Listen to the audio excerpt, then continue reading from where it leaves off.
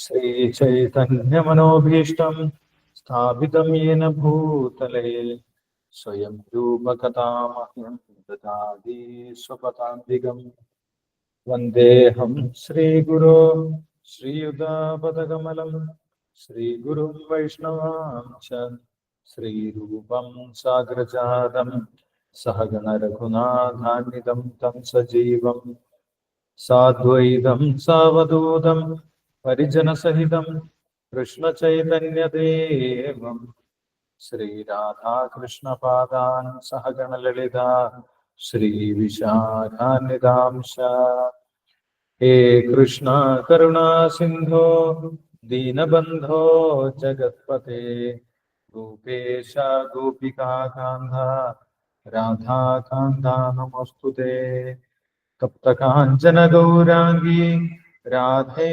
वृंदावनेश्वरी वृषभानुसुते देवी प्रणमामि हरिप्रिये वाञ्छाकल्पतरुभ्यश्च कृपा सिन्धुभ्येव च पतितानां पावनेभ्यो वैष्णवेभ्यो नमो नमः। जय श्री कृष्ण चैतन्य प्रभु नित्यानंद श्री अद्वैता गदाधर श्रीवासादि गौरभक्तवृंदा हरे कृष्ण कृष्ण कृष्ण हरे हरे हरे राम राम राम हरे हरे। ओम नमो भगवते वासुदेवाय ओम नमो भगवते वासुदेवाय ओम नमो भगवते वासुदेवाय।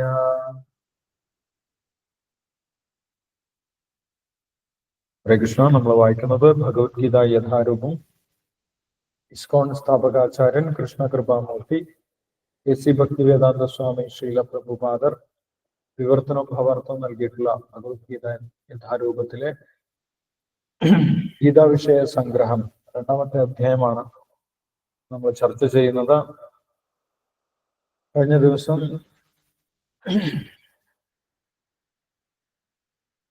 2ാമത്തെ അധ്യായത്തിൽ സാഖ്യയോഗം ഭഗവാൻ പറഞ്ഞ് അവസാനിപ്പിക്കുന്നുണ്ടായിരുന്നു. സാഖ്യയോഗം വിശദീകരിച്ചതിന് ശേഷം ഇനി നേരിട്ട് പരമാത്മാവിൽ നിന്നും ജ്ഞാനം സ്വീകരിക്കുന്ന ബുദ്ധിയോഗത്തെ കുറിച്ച് പറഞ്ഞു തരാം എന്ന് ഭഗവാൻ പറയുന്നുണ്ട്. 39ാമത്തെ ശ്ലോകത്തിൽ ബുദ്ധിയോഗം ആരംഭിക്കുന്നുണ്ട്. അപ്പോൾ നമ്മൾക്ക് ഇന്ന് വായിക്കാനുള്ളത് 39ാമത്തെ ശ്ലോകം ബുദ്ധിയോഗത്തിന്റെ ആരംഭമാണ്. ഏഷാദേ അഭിഹിതാ സാഖ്യേ ബുദ്ധിർയോഗേ കിമാം ശൃണു ബുദ്ധ്യായുക്തോ യയാ പാർത്ഥ കർമ്മബന്ധം ഹാസ്യസി. ഏഷാദേ അഭിഹിതാ സാഖ്യേ ബുദ്ധിർയോഗേ കിമാം ശൃണു ബുദ്ധ്യായുക്തോ യയാ പാർത്ഥ കർമ്മബന്ധം പ്രഹാസ്യസി. അപ്പോൾ ഇതുവരെ ഞാൻ വിശദീകരിച്ച് പറഞ്ഞു തന്നത് സാഖ്യയോഗമാണ് എന്ന് ഭഗവാൻ പറയുന്നു. അപ്പോൾ ഇതുവരെ പറഞ്ഞത് ഏത് വിഭാഗത്തിൽ പെടുന്നു അത് ഭഗവാൻ പറഞ്ഞു കൊടുക്കുകയാണ്. സാഖ്യയോഗത്തിൽപ്പെട്ട ജ്ഞാനമാണ് ഞാൻ പറഞ്ഞു തന്നിട്ടുള്ളത്. ഇനി അതിനേക്കാൾ കുറച്ചുകൂടി ഉയർന്ന തരത്തിലുള്ള കൂടുതൽ രഹസ്യതരമായിട്ടുള്ള ജ്ഞാനമാണ് ഭഗവാൻ ഉപദേശിക്കാൻ പോകുന്നത്. അത് ബുദ്ധിയോഗം എന്നാണ് ഭഗവാൻ പറയുന്നത്. അപ്പോൾ എന്താണ് സാഖ്യയോഗം, എന്താണ് ബുദ്ധിയോഗം, അതിൻ്റെയൊക്കെ പ്രത്യേകതകൾ എന്തൊക്കെയാണ് എന്ന ഭാവാർത്ഥത്തിൽ ശ്രീല പ്രഭുപാദർ വിശദീകരിക്കുന്നുണ്ട്. ബുദ്ധിയോഗത്തിന്റെ പ്രത്യേകതകളെ കുറിച്ചും ഭാവാർത്ഥത്തിൽ പറഞ്ഞു തരുന്നുണ്ട്. നമ്മൾക്ക് ശ്ലോകവും വിവർത്തനവും ഭാവാർത്ഥം വായിക്കാം. അതിനുശേഷം നമ്മൾക്ക് എന്താണ് ഇവിടെ പറയുന്നത് എന്ന് നോക്കാം. ഓക്കെ, 39ാമത്തെ ശ്ലോകം വായിച്ചോളൂ. അതിനുശേഷം നമ്മൾക്ക് ഡിസ്കസ് ചെയ്യാം.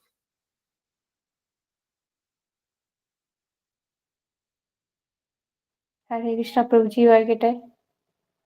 ഓക്കെ, ഗീതാ മാതാജി വായിച്ചോളൂ. ഓം നമോ ഭഗവതേ വാസുദേവായ. ഏഷാദേ അഭിഹിതാ സാഖ്യേ ബുദ്ധിർയോഗേ ത്വിമാം ശൃണു ബുദ്ധ്യാ യുക്തോ യയാ പാർത്ഥ കർമ്മബന്ധം പ്രഹാസ്യസി. വിവർത്തനം ഭാവാർത്ഥം ശ്രീമദ് ഭക്തി വേദാന്ത സ്വാമി ശ്രീല പ്രഭുപാദ് കി ജയ്. ഇതുവരെ അപഗ്രഥാത്മകമായ പഠനത്തിലൂടെ ആ ജ്ഞാനത്തെപ്പറ്റി നിനക്കു ഞാൻ വിവരിച്ചു തന്നു. ഫലാസക്തിയില്ലാത്ത കർമ്മം ചെയ്യുന്നതിനെ പറ്റി ഇനി വിവരിക്കുന്നത് കേൾക്കൂ. അല്ലയോ പാർത്ഥ, ഇതറിഞ്ഞു പ്രവർത്തിച്ചാൽ നിനക്ക് കർമ്മബന്ധങ്ങളിൽ നിന്നും വിമുക്തനാകാം. ഭാവാർത്ഥം: നിരുക്തി എന്ന വൈദിക നിഘണ്ടു പ്രകാരം സാഖ്യം എന്നതിനർത്ഥം വിശദമായി പ്രതിപാദിക്കുന്നത് എന്നാണ്. ആത്മാവിന്റെ ശരിയായ സ്വഭാവത്തെ വിവരിക്കുന്ന തത്വശാസ്ത്രമാണ് സാഖ്യം. യോഗം ഇന്ദ്രിയ നിയന്ത്രണത്തിന്റെയും യുദ്ധം ചെയ്യാതിരിക്കാനുള്ള അർജുനന്റെ നിശ്ചയം ഇന്ദ്രിയ സുഖത്തിന്റെ അടിസ്ഥാനത്തിലുള്ളതത്രേ. തന്റെ പ്രധാന കടമ വിസ്മരിച്ചുകൊണ്ട് യുദ്ധം നിർത്താൻ അർജുനൻ ആഗ്രഹിച്ചു. ധൃതരാഷ്ട്രപുത്രനായ തന്റെ സഹോദരങ്ങളെയും മറ്റുള്ളവരെയും കീഴടക്കി രാജ്യം വാഴുന്നതിനേക്കാൾ അവരെ വധിക്കാതിരിക്കുന്നതാണ് കൂടുതൽ സന്തോഷപ്രദം. രണ്ടു വിധത്തിലായാലും ഇന്ദ്രിയ സുഖമാണ് അടിസ്ഥാന തത്വം. ബന്ധുക്കളെ ജീവനോടെ കാണുന്നതിലുള്ള സന്തോഷത്തിനും അവരെ ജയിക്കുന്നതിലുള്ള സന്തോഷത്തിനും നിദാനം വ്യക്തിഗതമായ സുഖാനുഭൂതി തന്നെ. ഒരു പക്ഷെ ജ്ഞാനത്തെയും കർത്തവ്യത്തെയും അതിനായി ബലി കഴിക്കേണ്ടി വന്നാൽ കൂടി മുത്തച്ഛന്റെ ശരീരത്തെ കൊല്ലുന്നത് കൊണ്ട് ആത്മാവ് കൊല്ലപ്പെടുന്നില്ല എന്ന് കൃഷ്ണൻ വ്യക്തമാക്കുകയാണ്. താൻ ഉൾപ്പെടെയുള്ളവരെയെല്ലാം ശാശ്വതരായ വ്യക്തികളെന്ന് ഭഗവാൻ പറയുന്നു. അവർ പണ്ട് മുതൽക്കേ വ്യക്തികളായിരുന്നു, ഇപ്പോഴും അങ്ങനെ തന്നെ, ഭാവിയിൽ വ്യക്തിത്വത്തോടെ വർത്തിക്കുകയും ചെയ്യും. എന്തുകൊണ്ടെന്നാൽ നാമെല്ലാം വ്യക്തിത്വമുള്ള ശാശ്വതരായ ആത്മാക്കളാണ്. നാം പല വിധത്തിലും നമ്മുടെ ശരീരമാകുന്ന ഉടുപ്പുകൾ മാറ്റാറുണ്ട്. ഭൗതികമാകുന്ന ഈ ഉടുപ്പുമായുള്ള ബന്ധം വിച്ഛേദിച്ചു കഴിഞ്ഞതിനു ശേഷവും നാം വ്യക്തിത്വം നിലനിർത്തി പോരുന്നു. ആത്മാവിനെയും ശരീരത്തെയും കുറിച്ച് അപഗ്രഥാത്മകമായ ഒരു പഠനം നടത്തി വ്യക്തമാക്കുകയാണ് ഇവിടെ ശ്രീകൃഷ്ണ ഭഗവാൻ ചെയ്യുന്നത്.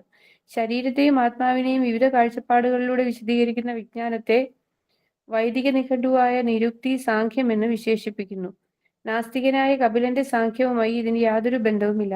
ആ നാസ്തിക കപിലന്റെ സാഖ്യത്തിന് എത്രയോ മുൻപ് തന്നെ കൃഷ്ണന്റെ അവതാരമായ യഥാർത്ഥ കപില മഹർഷി സാഖ്യ സിദ്ധാന്തം തന്റെ മാതാവായ ദേവഹൂതിക്ക് ഉപദേശിച്ചതായി ശ്രീമദ് ഭാഗവതത്തിൽ പറഞ്ഞിട്ടുണ്ട്. പരമപുരുഷനായ ശ്രീകൃഷ്ണ ഭഗവാൻ സദാ ക്രിയാത്മകനാണ്. അദ്ദേഹം പ്രകൃതിയെ വീക്ഷിക്കുന്നത് കൊണ്ട് തന്നെ സൃഷ്ടി ഉണ്ടാകുന്നു. ഇതാണ് കപില സിദ്ധാന്തം. വേദങ്ങളും ഭഗവത്ഗീതയും ഇതിനെ അനുകൂലിക്കുന്നു. ഭഗവത് വീക്ഷണമേറ്റ പ്രകൃതി അണുമാത്രരായ ജീവജാലങ്ങളെ ഉൾക്കൊള്ളുന്നു എന്ന് വേദങ്ങൾ ഉദ്ഘോഷിക്കുന്നു. ഈ ജീവാത്മാക്കളെയെല്ലാം ഇന്ദ്രിയ സുഖാനുഭൂതിക്കായിട്ടത്രേ ഭൗതിക പ്രപഞ്ചത്തിൽ പ്രവർത്തിക്കുന്നത്. ഭൗതിക ശക്തിയാൽ മോഹിതരായിക്കൊണ്ട് സ്വയം ആസ്വാദകരാണെന്ന് അവർ ഓർത്തുപോകുന്നു. ഭഗവാനിൽ ലയിച്ചു ചേരാനുള്ള ജീവജാലങ്ങളുടെ ഈ മനോഭാവം മോക്ഷപ്രാപ്തിയോളം നിലനിൽക്കുന്നു. ഇതാണ് ഇന്ദ്രിയ സുഖാനുഭൂതി എന്ന മായയുടെ അവസാനത്തെ കെണി. ജന്മജന്മാന്തരങ്ങളോളം ഇന്ദ്രിയോന്മുഖ പ്രവർത്തനങ്ങളിൽ ഏർപ്പെട്ട ശേഷം പരമസത്വാന്വേഷണം പൂർത്തീകരിച്ച ഒരു മഹാത്മാവ് വാസുദേവനെ ശരണം പ്രാപിക്കുന്നു. അർജുനൻ കൃഷ്ണനെ തന്റെ ആത്മീയ ഗുരുവായി സ്വീകരിച്ച് സ്വയം സമർപ്പിച്ചു കഴിഞ്ഞു. ശിഷ്യസ്തേഹം ശാധി മാം ത്വാം പ്രപന്നം. തുടർന്ന് ഭഗവാൻ ബുദ്ധിയോഗത്തിന്റെ അഥവാ കർമ്മയോഗത്തിന്റെ പ്രവർത്തന പദ്ധതിയെ, അതായത് ഭഗവാന്റെ സുഖത്തെ മുൻനിർത്തിക്കൊണ്ട് ചെയ്യുന്ന ഭക്തിഭരിതമായ സേവനത്തെക്കുറിച്ച് പ്രതിപാദിക്കുന്നു. ഓരോരുത്തരുടെയും ഹൃദയത്തിൽ കുടികൊള്ളുന്ന പരമാത്മാവുമായി സമ്പർക്കം പുലർത്തലാണ് ബുദ്ധിയോഗം എന്ന് 10-ാം അധ്യായത്തിലെ 10-ാം ശ്ലോകം വ്യക്തമാക്കുന്നുണ്ട്. ഭക്തിഭരിതമായ സേവനത്തിലൂടെ അല്ലാതെ അങ്ങനെ സമ്പർക്കം പുലർത്താനാവില്ല. എന്നാൽ അതീന്ദ്രിയ പ്രേമത്തോടെ ഭഗവത് സേവനത്തിൽ ഏർപ്പെടുന്നവർക്ക് അഥവാ കൃഷ്ണാവബോധം ഉൾക്കൊള്ളുന്നവർക്ക് കൃഷ്ണന്റെ വിശേഷാനുഗ്രഹത്താൽ ഈ ബുദ്ധിയോഗം പ്രാപ്യമാവുന്നു. അതുകൊണ്ടത്രേ അതീന്ദ്രിയ പ്രേമം കൊണ്ട് സദാ ഭക്തിപുരസ്സരം സേവനകർമ്മം നിർവഹിക്കുന്നവർക്ക് താൻ പ്രേമഭക്തിയെക്കുറിച്ചുള്ള വിജ്ഞാനം നൽകൂ എന്ന് ഭഗവാൻ പറഞ്ഞത്. അങ്ങനെ ഭക്തന് ശാശ്വതമായ ആനന്ദത്തോടു കൂടിയ ഭഗവത് ധാമത്തിൽ സർവേശ്വരനെ നിഷ്പ്രയാസം പ്രാപിക്കാം. അങ്ങനെ ഈ ശ്ലോകത്തിൽ പറയുന്ന ബുദ്ധിയോഗം ഭക്തിയുക്തമായ ഭഗവത് സേവനമാണെന്നും ഇവിടെ ഉപയോഗിച്ച സാഖ്യപദം വ്യാജ കപിലന്റെ നാസ്തിക സിദ്ധാന്തമല്ലെന്നും വ്യക്തമായി. നാസ്തിക സാഖ്യവുമായി ഇതിന് ബന്ധമുണ്ടെന്ന് ആരും ധരിക്കരുത്. അക്കാലത്തെ ജനങ്ങളിൽ അതിന് സ്വാധീന ശക്തി ഇല്ലായിരുന്നു. അത്രയുമല്ല, അത്തരം നാസ്തിക തത്വാധിഷ്ഠങ്ങളായ അഭ്യൂഹങ്ങളെപ്പറ്റി ഭഗവാൻ സ്പർശിച്ചിട്ട് പോലുമില്ല. ഭാഗവതത്തിൽ പ്രതിപാദിക്കപ്പെട്ടതാണ് കപില ഭഗവാന്റെ യഥാർത്ഥ സാഖ്യ സിദ്ധാന്തം. അതിനും ഈ സന്ദർഭത്തിൽ പ്രസക്തിയില്ല. ഇവിടെ സാഖ്യം എന്ന വാക്കിനർത്ഥം ആത്മാവിനെയും ശരീരത്തിനെയും അപഗ്രഥിച്ച് വിവരിക്കുക എന്നതാണ്. ഭഗവാൻ കൃഷ്ണൻ ആത്മാവിനെ കുറിച്ച് അപഗ്രഥിച്ച് വിവരിക്കുന്നത് അർജുനനെ ബുദ്ധിയോഗത്തിലേക്ക് അഥവാ ഭക്തിയോഗത്തിലേക്ക് നയിക്കുന്നതിന് വേണ്ടിയാണ്. അതുകൊണ്ട് ഭഗവാൻ കൃഷ്ണന്റെ സാഖ്യ സിദ്ധാന്തവും ഭാഗവതത്തിൽ വിവരിച്ചിട്ടുള്ള കപിലദേവന്റെ സാഖ്യ സിദ്ധാന്തവും ഒന്നു തന്നെയാണ്. രണ്ടും ഭക്തിയോഗമാണ്. അതുകൊണ്ടാണ് ബുദ്ധി കുറഞ്ഞവരെ സാഖ്യയോഗത്തെയും ഭക്തിയോഗത്തെയും വ്യത്യസ്തങ്ങളായി കാണൂ എന്ന് ശ്രീകൃഷ്ണ ഭഗവാൻ പറഞ്ഞത്. സാഖ്യയോഗൗ പൃഥക് പാല പ്രവദന്തീന പണ്ഡിത. നാസ്തിക സാഖ്യ സിദ്ധാന്തത്തിന് ഭക്തിയോഗത്തോട് ബന്ധമേ ഇല്ല എന്നിരിക്കലും അതിനെക്കുറിച്ചാണ് ഭഗവത്ഗീത പ്രതിപാദിക്കുന്നത് എന്ന് അല്പബുദ്ധികൾ അവകാശപ്പെടുന്നു. കൃഷ്ണാവബോധത്തിൽ മുഴുകി ഭക്തിനിർഭരമായ സേവനത്തിൽ പൂർണ്ണമായ ആനന്ദത്തോടും വിജ്ഞാനത്തോടും കൂടി പ്രവർത്തിക്കലാണ് ബുദ്ധിയോഗമെന്ന് നമുക്ക് മനസ്സിലാക്കാം. ബുദ്ധിയോഗ സിദ്ധാന്തം അനുസരിച്ച് ഭഗവാന്റെ സംതൃപ്തിക്ക് വേണ്ടി മാത്രം പ്രവർത്തിക്കുന്ന ഒരാൾക്ക് ആ തൊഴിൽ എത്രമാത്രം ക്ലേശമായിരുന്നാലും ദിവ്യമായ ആനന്ദം അനുഭവപ്പെടും. അങ്ങനെയുള്ള ദിവ്യകർമ്മത്തിൽ ഏർപ്പെടുകയാൽ ഭഗവത് കൃപ മൂലം ദിവ്യമായ അറിവുകളെല്ലാം തീവ്രമായ ബാഹ്യശ്രമങ്ങൾ ഒന്നും കൂടാതെ തന്നെ അനായാസേന കൈവരുന്നു. അയാൾ പൂർണ്ണമായും മുക്തനായിത്തീരും. കൃഷ്ണാവബോധത്തോടെയുള്ള പ്രവർത്തനവും ഫലേച്ഛ മൂലമുള്ള വിശേഷിച്ച് ഭൗതികമായും കുടുംബ സംബന്ധമായുമുള്ള സുഖഭോഗ സിദ്ധിയെ ലക്ഷ്യമാക്കി ചെയ്യുന്ന പ്രവൃത്തികളും തമ്മിൽ വളരെ വ്യത്യാസമുണ്ട്. അതിനാൽ നമ്മുടെ കർമ്മത്തിന്റെ അതീന്ദ്രിയ ഗുണമത്രേ ബുദ്ധിയോഗം. ഹരേ കൃഷ്ണ പ്രഭുജി. ഹരേ കൃഷ്ണ. താങ്ക് യു ഗീത മാതാജി. ഹരേ കൃഷ്ണ. അപ്പോൾ ഭഗവാൻ അർജുനെ അടുത്ത സ്റ്റെപ്പിലേക്ക് പിടിച്ചു ഉയർത്തുകയാണ്. ആദ്യം അർജുനന് ഭഗവാൻ ശരീരവും ആത്മാവും തമ്മിലുള്ള വ്യത്യാസം സാഖ്യയോഗത്തിലൂടെ പറഞ്ഞുകൊടുക്കും. ശാരീരിക നിലവാരത്തിൽ നിന്നതുകൊണ്ടാണ് അർജുനന് ഇത്രയും ദുഃഖമുണ്ടായത്. യുദ്ധം വലിയ തെറ്റാണ് എന്നൊക്കെ പറഞ്ഞത് ആ ശാരീരിക നിലവാരത്തിൽ നിന്നുകൊണ്ടാണ്. എല്ലാവരും എൻ്റെ ബന്ധുക്കളാണ്, എല്ലാവരും എൻ്റെ സുഹൃത്തുക്കളാണ് എന്നൊക്കെ പറഞ്ഞു. അപ്പോൾ ഇനി ആ സാഖ്യയോഗത്തിന്റെ അടിസ്ഥാനത്തിൽ അർജുനൻ ദുഃഖിക്കേണ്ട ആവശ്യമില്ല. കാരണം ശരീരം നശിച്ചു കഴിഞ്ഞാലും എല്ലാവരുടെയും ജീവാത്മാക്കൾ നിലനിൽക്കുന്നുണ്ട്. എല്ലാവരും വേറെ വേറെ തന്നെ നിലനിൽക്കും. എല്ലാവരും നിത്യരാണ്, ഒരിക്കലും നശിക്കാത്തവരാണ്, ആയുധങ്ങൾ കൊണ്ട് നശിപ്പിക്കാൻ സാധിക്കാത്തവരാണ് എന്നൊക്കെ പറഞ്ഞു. ഇനി ഭഗവാൻ ബുദ്ധിയോഗം പറഞ്ഞു തരാം എന്നാണ് പറയുന്നത്. ആ ബുദ്ധിയോഗത്തിന്റെ പ്രത്യേകതയും ഭഗവാൻ ആ ശ്ലോകത്തിന്റെ ഭാഗമായിട്ട് തന്നെ പറയുന്നുണ്ട്. ഏഷാദേ അഭിഹിതാ സാഖ്യേ ബുദ്ധിർ യോഗേ തിമാംശം. ഇതുവരെ സാഖ്യയോഗമാണ് ഞാൻ വിവരിച്ചു തന്നത്. ഇനി ബുദ്ധിർ യോഗേ തിമാംശണോ. ഇനി എന്നിൽ നിന്നും ബുദ്ധിയോഗം ശ്രവിക്കൂ. ശൃണു എന്ന് പറഞ്ഞു കഴിഞ്ഞാൽ കേൾക്കൂ, ശ്രവിക്കൂ എന്നാണ് പറയുന്നത്. അതിന്റെ ഫലവും ഭഗവാൻ അപ്പൊ തന്നെ പറയുന്നുണ്ട്. ആ ബുദ്ധിയോഗം മനസ്സിലാക്കിയാലുള്ള നേട്ടം എന്താണ്? ബുദ്ധ്യായുക്തോ യയാ പാർത്ഥ കർമ്മബന്ധം പ്രഹാസ്യസി. ആ ബുദ്ധിയോഗത്തിൽ പ്രവർത്തിക്കുന്നതിലൂടെ നമ്മൾക്ക് ഭൗതികമായിട്ടുള്ള കർമ്മബന്ധങ്ങളിൽ നിന്നും മുക്തരാകാൻ സാധിക്കുമെന്നാണ് പറയുന്നത്. ഓരോ ജീവാത്മാവും ഇവിടെ ഭൗതിക ലോകത്ത് ഒരുപാട് ജന്മങ്ങളായിട്ട് കർമ്മബന്ധങ്ങളിൽ പെട്ടുകിടക്കുകയാണ്. മനസ്സ് ഓരോ കർമ്മങ്ങൾ പറഞ്ഞുകൊണ്ടിരിക്കും, അതിനനുസരിച്ച് നമ്മൾ ഓരോ പ്രവൃത്തികൾ ചെയ്തുകൊണ്ടിരിക്കും.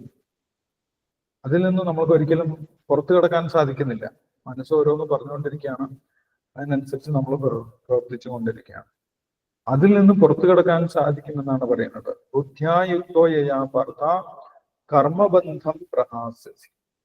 മനസ്സ് നമ്മളെ കർമ്മം കൊണ്ട് ബന്ധിക്കുന്ന ആ ഒരു ബന്ധനത്തിൽ നിന്ന്, മനസ്സിന്റെ കർമ്മബന്ധനത്തിൽ നിന്ന് നമ്മൾക്ക് പുറത്തു കിടക്കാൻ സാധിക്കും. അത് ബുദ്ധിയോഗത്തിന്റെ പ്രത്യേകതയാണ്. ബുദ്ധിയോഗത്തിൽ പ്രവർത്തിച്ചു കഴിഞ്ഞാൽ കർമ്മബന്ധത്തിൽ നിന്ന് പുറത്തു കിടക്കാൻ സാധിക്കുമെന്നാണ് പറയുന്നത്. കർമ്മബന്ധനങ്ങളിൽ നിന്ന് നിനക്ക് വിമുക്തനാകാം എന്നാണ് പറയുന്നത്. അപ്പോൾ ഭാവാർത്ഥത്തിൽ ശ്രീല പ്രഭാകർ സാഖ്യയോഗം എന്താണെന്ന് വിശദീകരിച്ച് പറഞ്ഞു തന്നു. അതില് ചില ആളുകൾ കേരളത്തിലൊക്കെ പ്രത്യേകിച്ചും സാഖ്യയോഗം എന്ന് പറയുന്നത് നാസ്തിക കപിലന്റെ സാഖ്യയോഗമാണ്. അതായത് ഒരു കപിലൻ, ഈശ്വരനൊന്നുമില്ല എന്ന് പറയുന്ന ഒരു കപിലനുമുണ്ട്. അത് അടുത്ത കാലത്തുണ്ടായിട്ടുള്ള ഒരു മുനിയാണ്. അദ്ദേഹത്തിന്റെ സാഖ്യ സിദ്ധാന്തമല്ല ഭഗവാൻ ഇവിടെ പറഞ്ഞിട്ടുള്ളത്. ഭഗവാൻ തന്നെ കപില മഹർഷിയായിട്ട് അവതരിച്ചിട്ടുണ്ടായിരുന്നു, ദേവഹൂതിയുടെ പുത്രനായിട്ട്. ആ കപില ഭഗവാന്റെ സാഖ്യയോഗം അത് യഥാർത്ഥത്തിൽ ബുദ്ധിയോഗം തന്നെയാണ് പറയുന്നത്, അല്ലെങ്കിൽ ഭക്തിയോഗം തന്നെയാണ് പറയുന്നത്. മൂന്നാമത്തെ അധ്യായത്തിൽ, മൂന്നാമത്തെ സ്കന്ധത്തിൽ, ഭാഗവതത്തിലെ മൂന്നാമത്തെ സ്കന്ധത്തിൽ സാഖ്യയോഗം കപില മഹർഷി വിവരിക്കുന്നുണ്ട്. അവിടെ ഭഗവാനെ കുറിച്ച് കേൾക്കുന്നതിനെ കുറിച്ചും, ഭഗവാന്റെ ഭക്തി ചെയ്യുന്നതിനെ കുറിച്ചും, ഭഗവാന്റെ നാമം ജപിക്കുന്നതിനെ കുറിച്ചും, ഭഗവാനെ തൃപ്തനാക്കുന്നതിനെ കുറിച്ചുമാണ് കപില മഹർഷി പറയുന്നത്. അപ്പോൾ ഇവിടെ സാഖ്യം ഭഗവാൻ പറഞ്ഞത് ജീവാത്മാവിന്റെയും ശരീരത്തിന്റെയും തമ്മിലുള്ള വ്യത്യാസമാണ് എന്ന് ശ്രീലപ്രഭാതർ വിശദീകരിക്കുന്നുണ്ട്. അപ്പോൾ അതിനുശേഷം ബുദ്ധിയോഗത്തിനെ കുറിച്ച് പറയുന്നു. എന്താണ് ബുദ്ധിയോഗം എന്ന് പറഞ്ഞു കൊടുക്കുന്നുണ്ട്.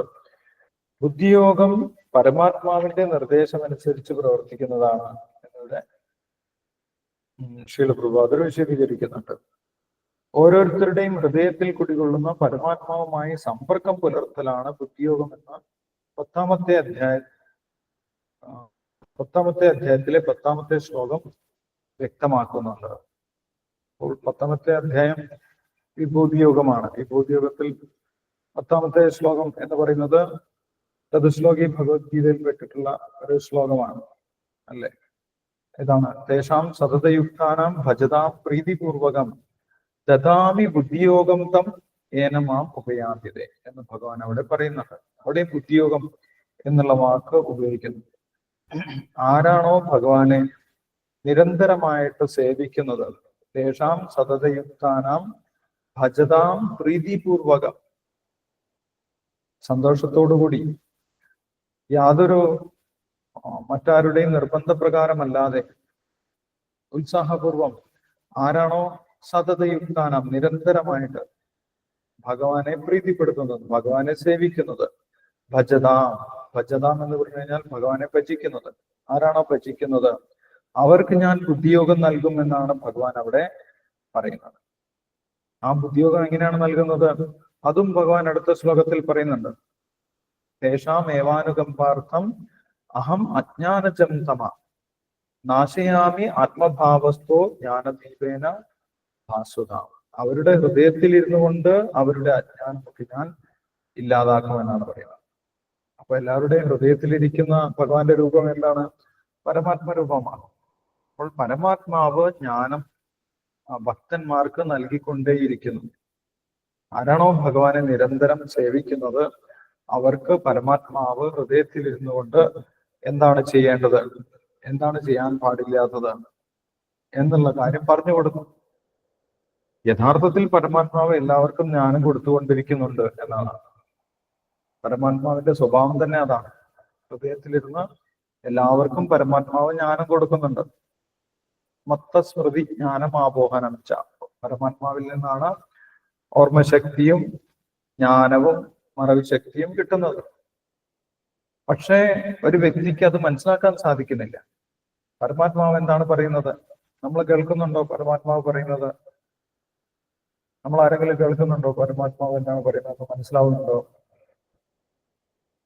നമ്മൾക്ക് മനസ്സിലാക്കാൻ സാധിക്കുന്നുണ്ടോ?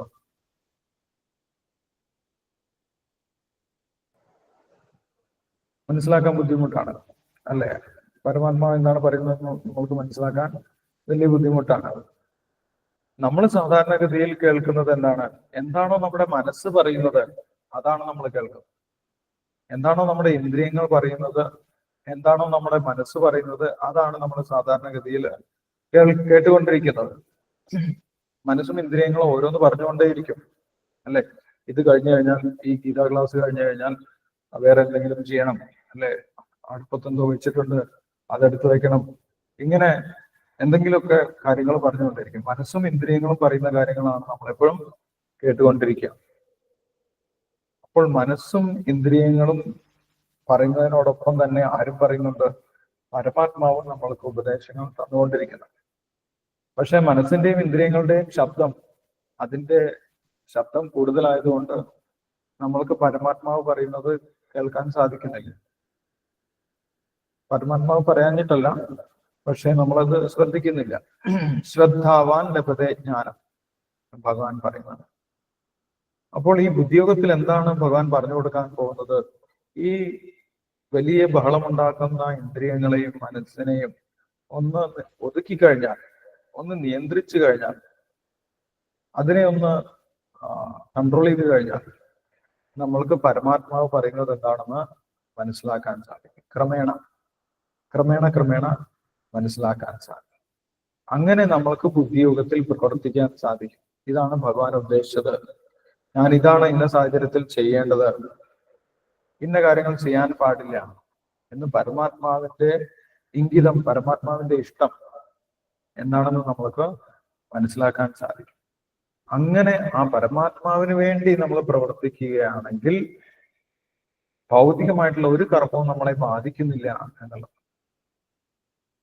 അപ്പോൾ അർജുനൻ ഇതുവരെ യുദ്ധം ചെയ്യുന്നില്ല എന്നുള്ള ന്യായങ്ങളൊക്കെ പറഞ്ഞത് സ്വന്തം ഇഷ്ടം മാത്രം നോക്കിയിട്ടാണ്. അല്ലെ, എനിക്ക് യുദ്ധം ചെയ്തു കഴിഞ്ഞാൽ സുഖമുണ്ടാവില്ല, കാരണം എന്താണ്, എന്റെ ബന്ധുക്കളൊക്കെ കൊല്ലപ്പെടും. അല്ലെ, ആർക്കാണ് സുഖമുണ്ടാവാത്തത്? എനിക്ക് സുഖമുണ്ടാവില്ല എന്നാണ് അർജുനൻ പറഞ്ഞത്. സ്വന്തം സുഖമാണ് അർജുനൻ നോക്കിയത്. പിന്നെ എന്താണ് പറഞ്ഞത്? പാപമുണ്ടാകും. ആർക്ക് പാപമുണ്ടാകും? എനിക്ക് പാപമുണ്ടാകും. അതുകൊണ്ട് ഞാൻ യുദ്ധം ചെയ്യുന്നില്ല. നമ്മുടെ കുടുംബം നശിച്ചു പോകും, കുലക്ഷയം ഉണ്ടാകും. ആരുടെ കുടുംബമാണ് നശിച്ചു പോകുന്നത്? നമ്മുടെ കുടുംബമാണ് നശിച്ചു പോകുന്നത്. അതുകൊണ്ട് ഞാൻ യുദ്ധം ചെയ്യുന്നില്ല.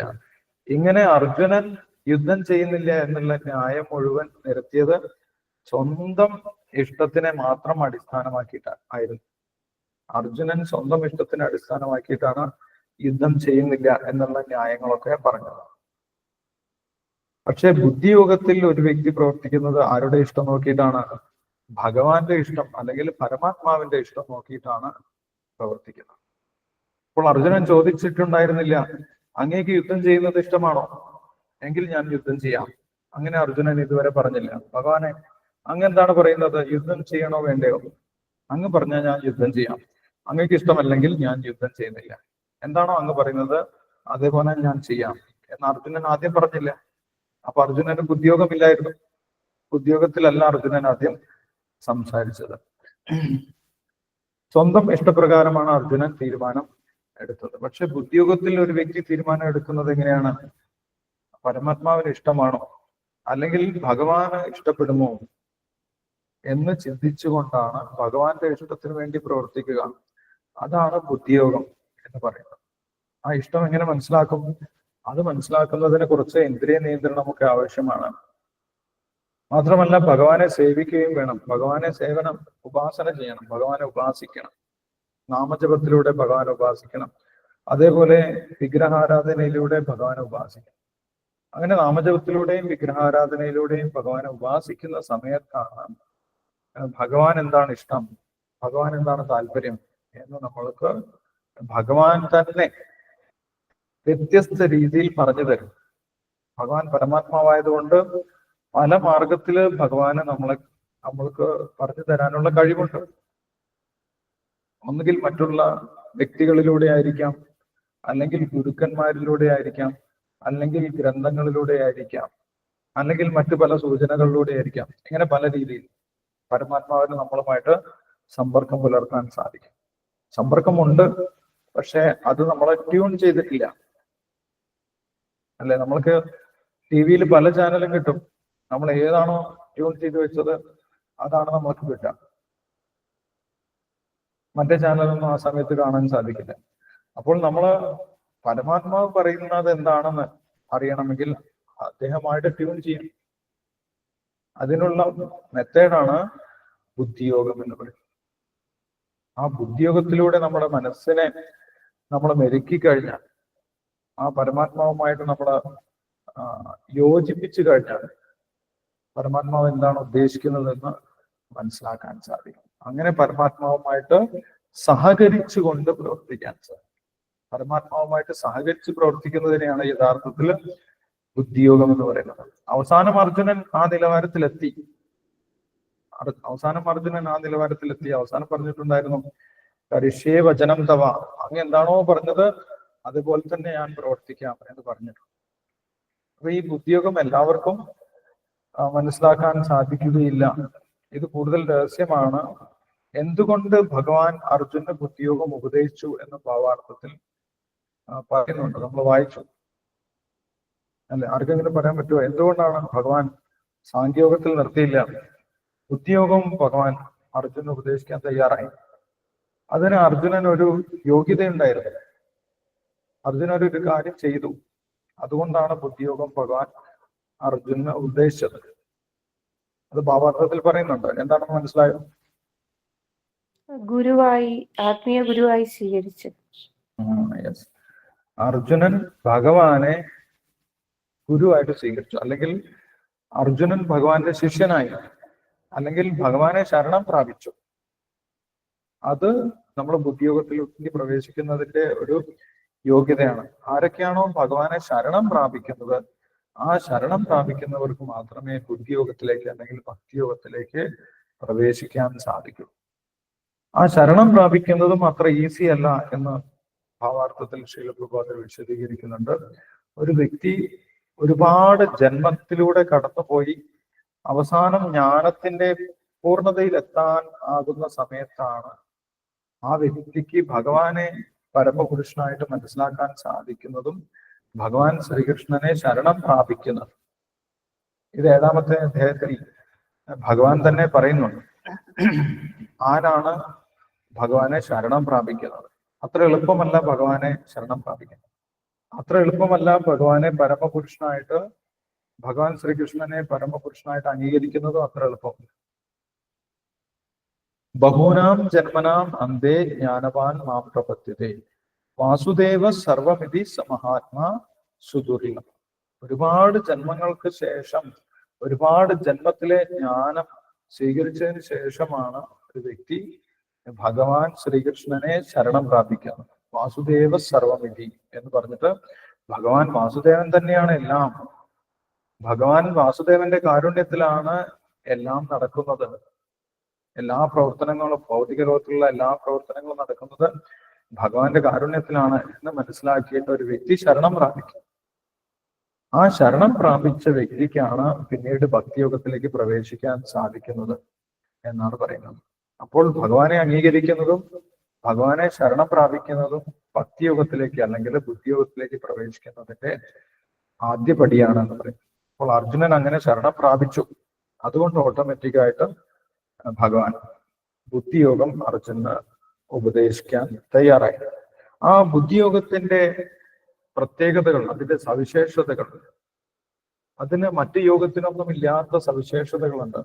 ആ പ്രത്യേകതകളാണ് അടുത്ത ശ്ലോകത്തിൽ ഭഗവാൻ പറഞ്ഞു കൊടുക്കുന്നത്. ബുദ്ധിയോഗത്തിന്റെ ഒരു അഡ്വർടൈസ്മെന്റ് ആണ് ഭഗവാൻ അടുത്ത ശ്ലോകത്തിൽ പറയുന്നത്. അതിന്റെ വലിയ വലിയ നേട്ടങ്ങൾ എന്തൊക്കെയാണ് അത് അടുത്ത ശ്ലോകത്തിൽ പറയുന്നുണ്ട്. അതുകൂടി നമ്മൾക്ക് ഇന്ന് വായിക്കാം. 40-ാമത്തെ ശ്ലോകം. നേഹാവിക്രമനാശോസ്തി പ്രത്യവായോ ന വിദ്യതേ സ്വൽപമപ്യസ്യ ധർമ്മസ്യ ത്രായതേ മഹതോ ഭയാ. നേഹാവിക്രമനാശോസ്തി പ്രത്യവായോ ന വിദ്യതേ സ്വൽപമപ്യസ്യ ധർമ്മസ്യ ത്രായതേ മഹതോ ഭയാ. എന്തിനെ കുറിച്ചാണ് പറയുന്നത്? ഉദ്യോഗത്തിനെ കുറിച്ചാണ് പറയുന്നത്. എന്താണ് ഭഗവാൻ പറഞ്ഞിട്ടുള്ളത് നോക്കാം. വിവർത്തനം ഭാവാർത്ഥം വായിക്കാം. അതിനുശേഷം നമ്മൾക്ക് ഡിസ്കസ് ചെയ്യാം. 40-ാമത്തെ ശ്ലോകം വായിച്ചു. ഹരേ കൃഷ്ണ പ്രഭുജി. ഹരേ കൃഷ്ണ. കവിത മാതാജി വായിച്ചു. നമോ ഭഗവതേ വാസുദേവ. നേഹാഭിക്രമനാശോസ്തി പ്രത്യവായോ ന വിദ്യതേ സ്വൽപമഭ്യസ്യ ധർമ്മസ്യ ത്രായതേ മഹതോ ഭയാ. വിവർത്തനം. നഷ്ടമോ ലോപമോ ഈ ഉദ്യമത്തിലില്ല. ഈ വഴിക്കുള്ള ചെറിയൊരു മുന്നേറ്റവും മഹാഭയങ്ങളിൽ നിന്ന് രക്ഷ നൽകുന്നു. ഭക്തിവേദാന്ത ശ്രീല പ്രഭുപാദർ കെ.ജി. ഭാവാർത്ഥം. കൃഷ്ണാപബോധത്തോടെ അഥവാ ഇന്ദ്രിയ സംതൃപ്തിയെ കാംക്ഷിക്കാതെ കൃഷ്ണന് വേണ്ടി മാത്രം ചെയ്യുന്നതത്രേ കർമ്മത്തിന്റെ അതീന്ദ്രിയ വൈശിഷ്ടൻ. അത്തരം പ്രവർത്തനങ്ങൾക്ക് വിഘ്നങ്ങൾ ഉണ്ടാകുന്നില്ല. ഒരിക്കലും അവ നഷ്ടത്തിൽ കലാശിക്കുന്നുമില്ല. ഭൗതിക തലത്തിലുള്ള എല്ലാ പ്രവൃത്തികളും ബുദ്ധി പൂർത്തീകരിക്കേണ്ടതായിട്ടുണ്ട്. അല്ലെങ്കിൽ അതിനായി ചെയ്ത പ്രവർത്തനങ്ങളെല്ലാം പാഴായി തീരുന്നു. കൃഷ്ണാപബോധത്തോടെ ചെയ്യുന്ന കർമ്മങ്ങളെല്ലാം ശാശ്വതമായ ഫലം ഉളവാക്കുന്നു. അത് പൂർത്തീകരിച്ചില്ലെങ്കിൽ പോലും. അതുകൊണ്ട് കൃഷ്ണാപബോധത്തോടുള്ള കർമ്മങ്ങൾ ചെയ്യുന്നവർക്ക് അത് മുഴുമിക്കാൻ കഴിഞ്ഞില്ലെങ്കിൽ കൂടി നഷ്ടമില്ല. കൃഷ്ണാപബോധത്തോടെ അനുഷ്ഠിക്കുന്ന പ്രവർത്തനം കേവലം 1% പോലും അതിന് പൂർണ്ണ ഫലം ലഭിക്കുന്നു. അടുത്ത തുടക്കം അതിൽ നിന്നാകാം. എന്നാൽ ഭൗതിക തലത്തിലുള്ള പ്രവർത്തനങ്ങൾ പൂർണ്ണമായും വിജയിച്ചില്ലെങ്കിൽ അത് തികച്ചും നഷ്ടമായി ഭവിക്കുന്നു. ഒരു ചെറിയ ശതമാനം കൃഷ്ണാപബോധത്തോടെ ഇരുന്നു അജാമിളൻ പ്രവർത്തിച്ചിരുന്നത്. എന്നിട്ടും ഒടുവിൽ ഭഗവത് കൃപയാൽ 100% ഫലം അദ്ദേഹത്തിന് അനുഭവിക്കാൻ കഴിഞ്ഞു. ഭാഗവതം 1:5-17 ഇതിനെപ്പറ്റി ഒരു നല്ല ശ്ലോകമുണ്ട്. ത്യക്ത്വാ സ്വധർമ്മം ചരണാംബുജം ഹരിർ ഭജന്ന പക്വോ അത പദേ തതോ യതി യത്വാക വാ ഭദ്രം അഭൂഷ മുഷ്യകിൽ കോ വാർത്ത ആപ്തോ അഭജത സ്വധർമ്മത. സ്വധർമ്മം ഉപേക്ഷിച്ച് ഒരാൾ കൃഷ്ണാവബോധ പ്രവർത്തനങ്ങളിൽ ഏർപ്പെടുകയും അത് പൂർത്തിയാക്കാൻ കഴിയാതെ വരികയും ചെയ്തുവെന്നിരിക്കട്ടെ, അയാൾക്ക് എന്ത് നഷ്ടമാണുള്ളത്? നേരെ മറിച്ച് ഭൗതിക പ്രവർത്തനങ്ങൾ ഭംഗിയായി അനുഷ്ഠിച്ചതുകൊണ്ട് അയാൾക്ക് എന്ത് നേടാൻ കഴിയും? ഈ ലോകം മുഴുവൻ കൈവന്നാലും സ്വന്തം ആത്മാവ് നഷ്ടപ്പെടുകയാണെങ്കിൽ എന്ത് ലാഭമാണുള്ളത് എന്ന് ക്രിസ്ത്യാനികൾ ചോദിക്കാറുണ്ട്. ഭൗതിക കർമ്മങ്ങളും അതിന്റെ ഫലങ്ങളും ശരീരത്തോടൊപ്പം നശിക്കും. കൃഷ്ണാവബോധത്തോടെയുള്ള പ്രവർത്തനമാകട്ടെ ദേഹനാശത്തിന് ശേഷവും ഒരാളെ കൃഷ്ണാവബോധത്തിലേക്ക് നയിക്കുന്നു. ആത്മീയോത്കർഷത്തിന് കൂടുതൽ അവസരം കിട്ടാവുന്ന സംസ്കാര സമ്പന്നമായൊരു ബ്രാഹ്മണ കുടുംബത്തിലോ പ്രാമുഖ്യമുള്ള ധനിക ഗൃഹത്തിലോ അടുത്ത ജന്മത്തിൽ മനുഷ്യനായി പിറവി എടുക്കുവാനെങ്കിലും അയാൾക്ക് സാധിക്കുമെന്നുറപ്പാണ്.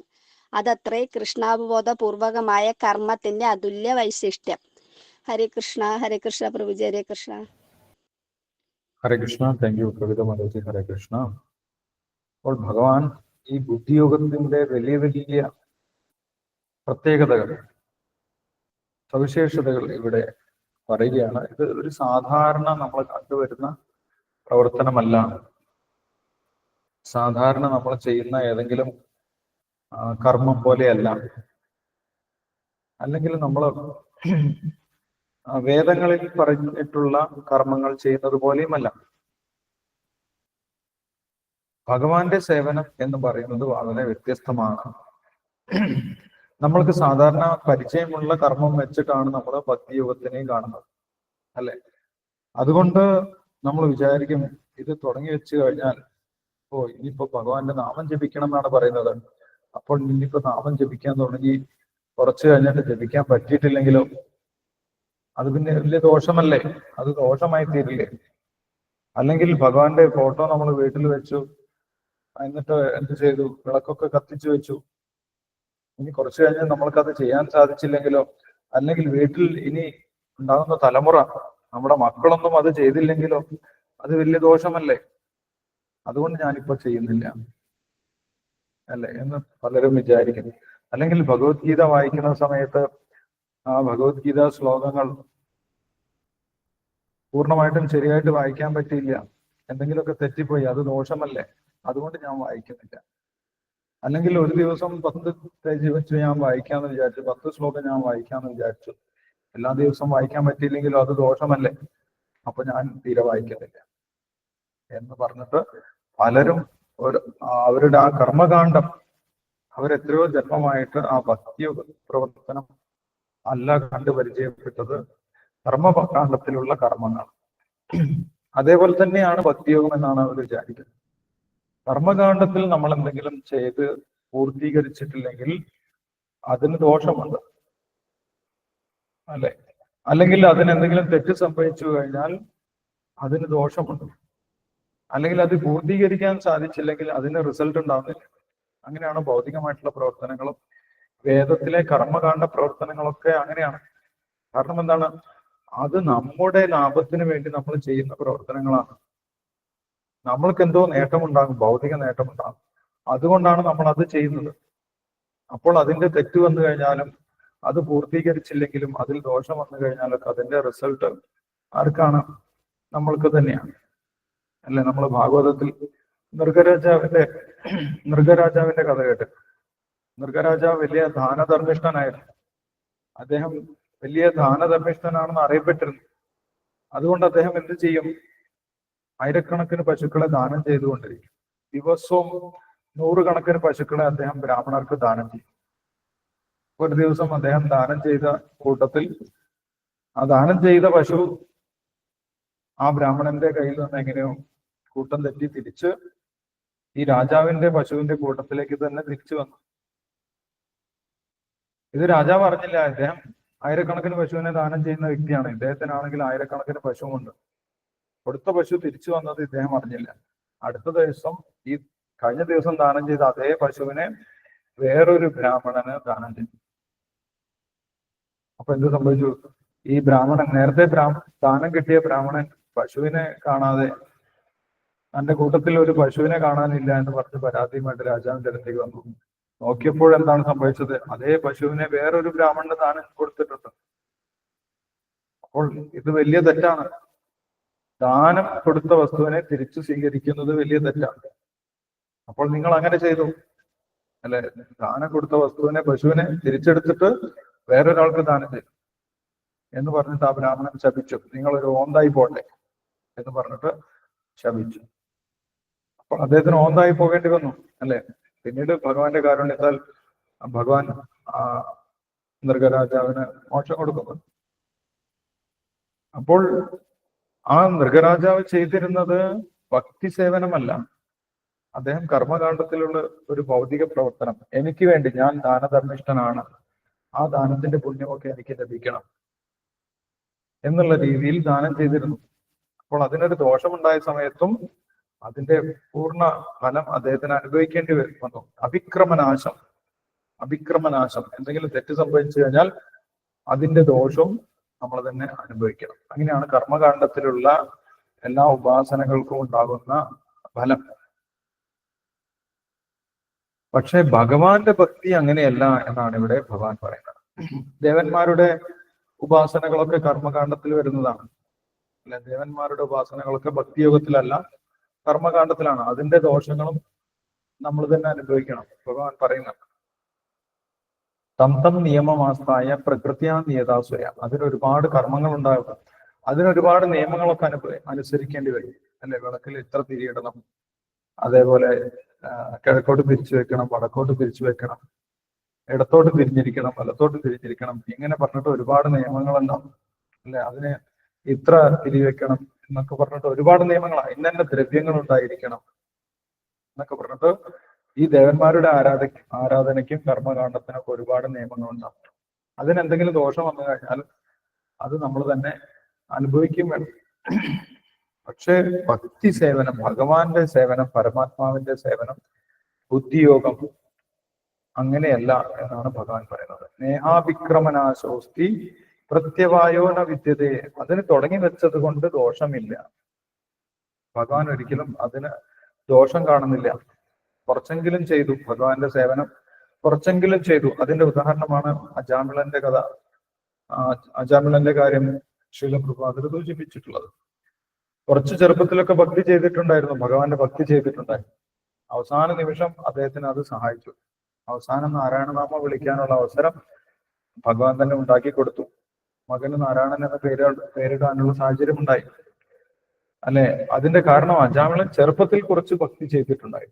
പിന്നീട് അദ്ദേഹം മോശമായി പോയി, മോശം കൂട്ടുകെട്ടിൽപ്പെട്ട് അദ്ദേഹം തെറ്റായിട്ടുള്ള കാര്യങ്ങളൊക്കെ ചെയ്തു. പക്ഷെ ചെറുപ്പത്തിൽ ചെയ്തതിന്റെ ഫലം നശിച്ചില്ല. അത് അദ്ദേഹത്തിന് വലിയ ലാഭമുണ്ടാക്കി കൊടുത്തു. അദ്ദേഹത്തിന് മോക്ഷം വരെ നേടാനുള്ള അവസരമുണ്ടായി. അദ്ദേഹം നരകത്തിലേക്ക് പോകേണ്ട വ്യക്തിയായിരുന്നു. പക്ഷെ കുറച്ച് ഭക്തി ചെയ്തത് കൊണ്ട് ഭഗവാൻ അദ്ദേഹത്തെ സഹായിക്കുകയാണ് ചെയ്തത് അല്ല? നീ ഭക്തി ചെയ്തിട്ട് വീണ്ടും മോശമായി പോയി, അതുകൊണ്ട് ഞാൻ നിന്നെ തിരിഞ്ഞു നോക്കുന്നില്ല എന്ന് ഭഗവാൻ പറഞ്ഞില്ല. കുറച്ച് ചെയ്തത് കൊണ്ട് സ്വൽപം അപ്യസ്യ ധർമ്മസ്യ, അതാണ് ഇവിടെ ഭഗവാൻ പറയുന്നത്. സ്വൽപം അപ്യസ്യ ധർമ്മസ്യ, ഈ ഭക്തിയോഗത്തിൽ ഭഗവാന്റെ സേവനത്തിൽ കുറച്ചെങ്കിലും ചെയ്തു കഴിഞ്ഞാൽ ആ വ്യക്തിക്ക് യാതൊരു നഷ്ടവും ഉണ്ടാവുന്നില്ല. തുടങ്ങി വെച്ചത് കൊണ്ട് ദോഷമൊന്നുമില്ല, അല്ലെങ്കിൽ അത് നഷ്ടപ്പെടുന്നുമില്ല. നമ്മൾ ഈ ജന്മത്തിൽ ചെയ്ത കർമ്മത്തിന്റെ ഫലം, അതിന്റെ അനുഗ്രഹം അടുത്ത ജന്മത്തിൽ ഉണ്ടാവുന്നില്ല. ദേവന്മാരിൽ നിന്നൊക്കെ നമ്മൾക്ക് എന്തെങ്കിലും അനുഗ്രഹം കിട്ടിയിട്ടുണ്ടെങ്കിൽ ഈ ഒരു ജന്മത്തിലേക്കേ ഉണ്ടാവുള്ളൂ. ഈ ശരീരം വിട്ടു കഴിഞ്ഞാൽ പിന്നെ ആ അനുഗ്രഹം ഇല്ല. പക്ഷെ ഭഗവാനിൽ നിന്ന് എന്തെങ്കിലും അനുഗ്രഹം കിട്ടിക്കഴിഞ്ഞാൽ, ഭഗവാന്റെ എന്തെങ്കിലും സേവനം നമ്മൾ ചെയ്തു കഴിഞ്ഞാൽ അത് എല്ലാ ജന്മത്തിലും നമ്മുടെ കൂടെ തുടർന്നു വരുമെന്നാണ് പറയുന്നത്. പ്രത്യവായോ ന വിദ്യതേ, പ്രത്യവായമില്ല, അതിന് നശിച്ചു പോകുന്നില്ല.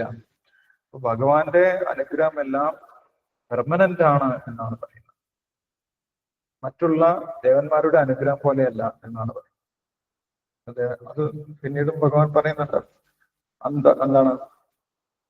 അന്തവത്തു ഫലം തേഷാം തത്വവത്തി അല്പമേധസാം ദേവാൻ ദേവയജോ യാന്തി മന്വത്തോ യാന്തി മാം. കുറച്ച് ബുദ്ധിയുള്ള ആളുകൾ ദേവന്മാരെ ആരാധിക്കുന്നു. അവർക്ക് അന്തവത്വ ഫലം, ഈ ശരീരത്തോടു കൂടി നശിക്കുന്ന അനുഗ്രഹങ്ങളാണ് അവർക്ക് കിട്ടുന്നത്. പക്ഷെ ഭഗവാന്റെ സേവനത്തിൽ നിന്ന് കിട്ടുന്ന അനുഗ്രഹം എന്ന് പറഞ്ഞു കഴിഞ്ഞാൽ അത് എല്ലാ ജന്മത്തിലും ആ ജീവാത്മാവിന്റെ കൂടെ തന്നെ ഉണ്ടാകുന്നതാണ്. അതൊരിക്കലും നശിക്കുന്നില്ല. കുറച്ച് ഭക്തി ഈ ജന്മത്തിൽ ചെയ്തിട്ടുണ്ടെങ്കിൽ ബാക്കി അടുത്ത ജന്മത്തിൽ തുടരാൻ സാധിക്കും എന്നാണ് ഭഗവാൻ ഉറപ്പ് നൽകുന്നത്. അപ്പോൾ ആ ഭഗവാന്റെ ഭക്തിയുഗം വളരെ ലളിതമാണ്. അതേപോലെ അതിനൊരു ദോഷവുമില്ല. അത് അടുത്ത ജന്മത്തിൽ അതിന്റെ അനുഗ്രഹം എല്ലാ ജന്മത്തിലും തുടർന്ന് ലഭിക്കുന്നതും ആണ് എന്നാണ് പറയുന്നത്. ഇതേ കാര്യം നാരദ മഹർഷി ഭാഗവതത്തിൽ പറയുന്ന ശ്ലോകമാണ് നമ്മൾ വായിച്ചത്. ഭാവാർത്ഥത്തിൽ ത്യക്വാ സ്വധർമ്മം ചരണാഭുജം ഹരേ ഭജൻ അപക്കോ അധപദേ തതോയതി യത്ര കവാഭദ്രം അഭൂതമുഷ്യകി ഹോവാർത്ത ആപ്തോ അപജതാം സ്വധർമ്മത. രണ്ടുപേരെ കമ്പയർ ചെയ്തിട്ടാണ് നാരദ മഹർഷി പറയുന്നത്. ഒരു വ്യക്തി എന്ത് ചെയ്തു? ഞാൻ ഭഗവാനെ സേവിക്കാൻ പോവുകയാണെന്ന് പറഞ്ഞിട്ട് എല്ലാം ബാക്കി ഭൗതികമായിട്ടുള്ള കാര്യങ്ങളൊക്കെ ഒഴിവാക്കി ഭഗവാന്റെ സേവനം ചെയ്തു. ഭഗവാന്റെ നാമജപം, കീർത്തനം ഇതൊക്കെ ചെയ്തു. ഭഗവാനെ കുറിച്ച് കേട്ടു ഭക്തന്മാരുടെ സംഘത്തിൽ നിന്നും. പക്ഷെ എന്ത് പറ്റി? കുറച്ചു കഴിഞ്ഞപ്പോൾ സാഹചര്യത്തിന്റെ സമ്മർദ്ദം കൊണ്ട് അദ്ദേഹം ശരിയായിട്ട് ഭജിച്ചില്ല. ഭജനയൊന്നും ശരിയായില്ല. പിന്നീട് വീണ്ടും പതിച്ചുപോയി. വീണ്ടും ഭൗതിക കർമ്മത്തിലേക്ക് വന്നു. ഭക്തിയൊക്കെ ഉപേക്ഷിച്ചു. ഇനി വേറൊരു വ്യക്തി എന്ത് ചെയ്യുന്നു? ഞാൻ ഭഗവാനെ ഭജിക്കൊന്നുമില്ല, ഞാൻ എന്റെ കർമ്മം നന്നാക്കാൻ പോവുകയാണ്, ഞാൻ എന്റെ കർമ്മമൊക്കെ പെർഫെക്റ്റ് ആയിട്ട് ചെയ്യും, ഞാൻ എല്ലാ കാര്യങ്ങളും വളരെ കൃത്യമായിട്ട് ചെയ്യും എന്ന് പറഞ്ഞിട്ട് ആ ഭൗതികമായിട്ടുള്ള കർമ്മങ്ങളൊക്കെ പെർഫെക്റ്റ് ആയിട്ട് ചെയ്യും. നാരദ മഹർഷി ചോദിക്കുന്നത് എന്താണ് അതുകൊണ്ട് നേട്ടം? കോവാർത്ത ആപ്തോ അപജതാം സ്വധർമ്മ. അദ്ദേഹത്തിന് എന്ത് ലാഭമാണുള്ളത് എന്നാണ് ചോദിക്കുന്നത് നാരദ മഹർഷി. ഈ 100% കർമ്മം കറക്റ്റായിട്ട് ചെയ്തിട്ടുള്ള ആളോട് ചോദിക്കാം, നിങ്ങൾ എന്താണ് ചെയ്തിട്ടുള്ളത്? നിങ്ങൾക്ക് എന്താണ് നേട്ടമുള്ളത്? മറ്റേ അദ്ദേഹത്തിനാണ്. കുറച്ചെങ്കിലും ഭഗവാനെ ഭജിച്ചിട്ടുള്ള വ്യക്തിക്കാണ്, ഭജിച്ചു വീണ്ടും താന്നുപോയി, എന്നാലും കുഴപ്പമില്ല, അദ്ദേഹത്തിനാണ് കൂടുതൽ ലാഭമുള്ളത് എന്നാണ് നാരദ മഹർഷി പറയുന്നത്. അപ്പോൾ ഈ ഭക്തിയോഗം എന്ന് പറയുന്നത് നമ്മൾ സാധാരണ വിചാരിക്കുന്നത് പോലെ കർമ്മ നിയമങ്ങൾ ബാധിക്കുന്ന ഒരു കാര്യമല്ല. അത് അതിനേക്കാൾ ഉപരിയാണ്. അല്ലെ, ഏറ്റവും ഉന്നതമായിട്ടുള്ള ഒരു ജീവാത്മാവിന് ചെയ്യാൻ സാധിക്കുന്ന ഏറ്റവും വലിയ ധർമ്മമാണ് ഭക്തിയോഗം അല്ലെങ്കിൽ ബുദ്ധിയോഗം എന്ന് പറയുന്നത്. അധപുംഭിർ ദ്വിജശ്രേഷ്ഠ വർണ്ണാശ്രമ വിഭാഗജ സ്വാനുഷ്ഠിതസ്യ ധർമ്മസ്യ സംസിദ്ധിർ ഹരിതോഷണം. ഏറ്റവും വലിയ ധർമ്മം സവൈ പുംസ പരോധർമ്മോ യഥോ ഭക്തിർ ദോക്ഷചേ ഹൈതുകി അപ്രതിഹത യയാത്മാ സുപ്രസീദതി. ഒരു വ്യക്തിയുടെ പരമമായിട്ടുള്ള ധർമ്മമാണ് ഭക്തിയോഗം. ബാക്കിയുള്ളതൊക്കെ സാധാരണ കടമകളാണ്. ഭക്തി എന്ന് പറയുന്നത് പരമമായിട്ടുള്ള ജീവാത്മാവിന്റെ ആത്യന്തികമായിട്ടുള്ള ധർമ്മമാണ്.